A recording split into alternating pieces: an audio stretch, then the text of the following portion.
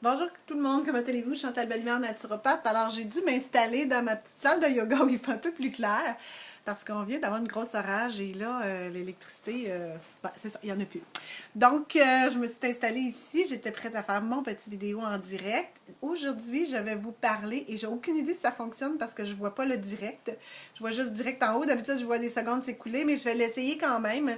Donc aujourd'hui, je vais vous parler de vos intestins. On m'en a beaucoup parlé. Dès le début, il y en a qui m'ont dit les intestins, c'est le deuxième cerveau. Est-ce que c'est le deuxième cerveau? J'ai dit oui, c'est le deuxième cerveau. En fait, tout le corps est super important.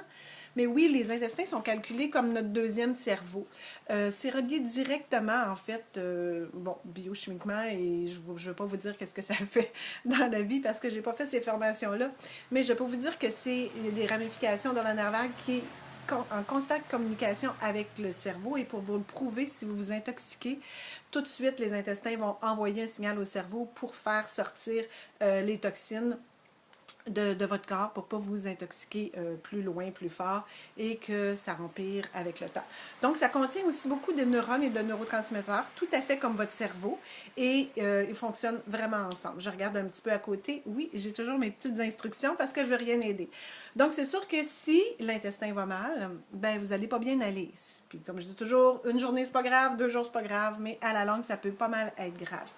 Ce qui peut être compliqué avec le cerveau et les intestins d'ailleurs, c'est qu'ils ont leur propre langage à eux, ils ont leurs propres signaux à eux, et ça ne veut pas dire que vous avez un mal de tête parce que vous avez mal à la tête. Peut-être que ça veut dire que vous avez mal à la tête parce que vous ne digérez pas bien. Ils ont leur façon de communiquer pour qu'on puisse comprendre qu'est-ce qui se passe dans notre corps, et on ne le comprend pas toujours. C'est difficile de savoir qu'est-ce qui se passe dans notre corps, qu'il se passe absolument n'importe quoi. De voir le lien, c'est pas évident, c'est vraiment à force de s'écouter et à force de voir, de regarder qu'est-ce qu'on mange, de lire, et on peut comprendre peut-être qu'est-ce qui se passe vraiment dans notre corps. Donc, de même que pour la nourriture, les intestins sont très, très, très fragiles à la médication. Alors, on sait, et puis c'est prouvé que quand il y a médication, les intestins, c'est plus difficile. En fait, c'est plus difficile pour tous les organes.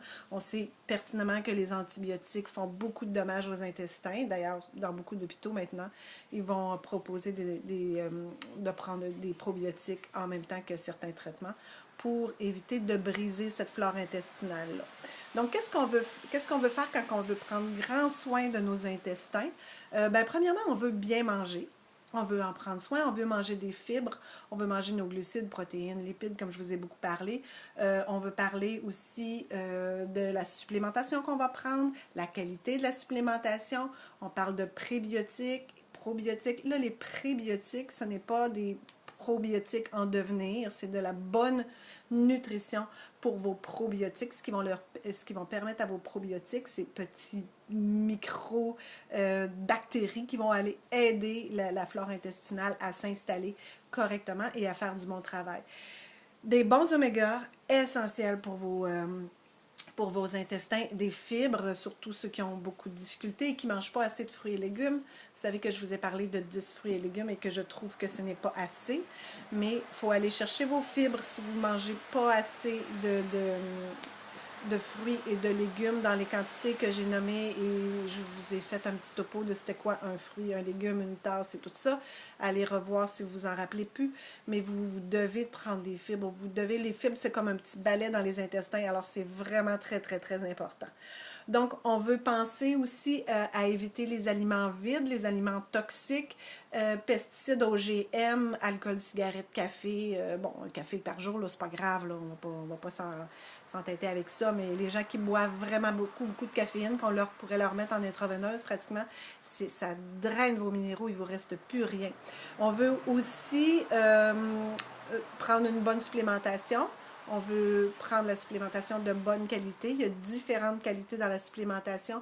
J'en parle et j'en reparle super souvent. Vous savez que c'est mon dada, c'est ce que j'aime le plus, parler de nutrition et de comment tout ça fonctionne. Et la qualité, toujours la qualité, je dis toujours ça coûte cher d'acheter cheap parce que souvent on s'intoxique avec des choses cheap. Donc, allez-y pour la qualité. Si vous avez besoin d'aide, évidemment, vous m'en parlez. Qu'est-ce que j'ai aussi? Ah oui, faire de l'exercice, évidemment, parce que ça bouge tous les organes, ça active beaucoup, beaucoup votre oxygénation dans le sang. Donc, ça va vous aider à mieux digérer. Le yoga, toutes les torsions en yoga travaillent magnifique sur les intestins, mais aussi sur tous les organes digestifs. C'est d'ailleurs une grande partie de ce que sont les torsions, c'est d'aller travailler en profondeur. Je dis toujours faire le torchon, hein, aller nettoyer. Si on dort le torchon, ça nettoie bien, ça nettoie mieux le comptoir. Ben, c'est un petit peu la même chose avec les torsions. On veut faire aussi des exercices de détente, de bonne relaxation. Et gonfler le ventre, aller respirer vraiment dans le ventre pour aller masser tous les organes qui sont à l'intérieur. Et évidemment, vous pouvez consulter, vous pouvez voir pour si vous avez des problèmes d'intestin, les intestins perméables. Il faut vraiment aller plus loin. Attendez pas. C'est capital, tellement, tellement, tellement important d'avoir des intestins en bonne santé. Et bien, c'est sûr que si la peur au ventre vous prend, si vous avez peur de quelque chose et vous êtes stressé et que vous êtes tout congestionné dans le ventre, ben ça ne va pas vous aider parce que le stress, on sait que c'est générateur de beaucoup, beaucoup de toxines. Donc, si vous avez besoin, vous n'hésitez pas à me demander. Je vais vous montrer un petit peu mon setup de yoga derrière. Alors, vous voyez mon grand miroir, vous voyez mon espalier avec lesquels je travaille souvent avec mes clients. J'ai plein de cubes, plein de choses pour vous aider aussi, si vous avez besoin de faire du yoga. Et sur ce, je vous dis bonne santé et à demain pour le jour 20 de mon défi de Je vous parle de santé. Ciao!